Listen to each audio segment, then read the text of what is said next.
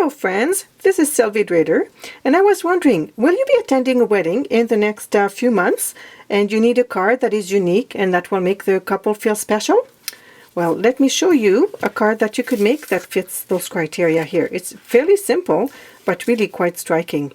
So let me show you how to do this. First of all, you're going to take a piece of Whisper White cardstock and fold it in half, making sure that the corners are together. And then you're going to take another piece of Whisper White cardstock that is 4 inches by 5 1/4. And we're going to be using here the Flower Garden embossing folder from Stampin' Up. And because of where we want our image, we're going to put it this way and then run it through the Big Shot, and you get a beautiful raised image like this one. But we're going to make it even prettier by using the shimmer paint, the Frost White shimmer paint. So you need to shake it really well and then open it up, and we're going to use the ink that is in the lid. Really, there's a lot. That's all we need. And we're going to use a sponge dauber. Pick up some of the ink, and then you want to very lightly just run across the cardstock like this. On some of the parts, the center parts of the flowers have a little more solid area. You want to go across the ridges, sort of, in just little dabs of shimmer like this.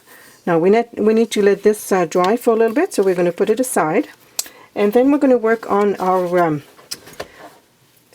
on the greeting. We're going to use the Wordplay stamp set that has a lot of greetings, as you can see, from Christmas to thank you to birthdays to get well, and of course the wedding ones. We're going to use the Happy I Do Day stamp, and we're going to stamp it using the Versamark ink on just a piece of scrap Whisper White cardstock. And it doesn't really matter if it's straight or not, because we're going to punch it afterwards. And then we're going to use the silver embossing powder, and you want to just cover it liberally with powder and shake off the excess and flick it so that you have only powder on the stamped image. And then using the heat tool, this is where the magic happens. Just heat it up, and you can see how it's starting to get more and more shiny and melt. And there you go, all done. Isn't that gorgeous? Then we're going to use the decorative label punch and punch out the image.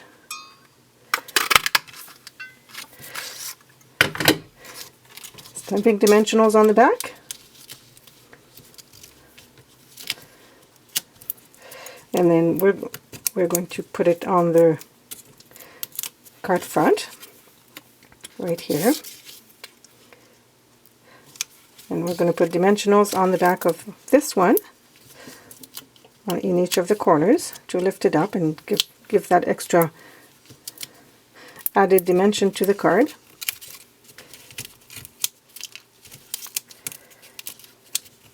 And removing those little backings sometimes can be a little tricky.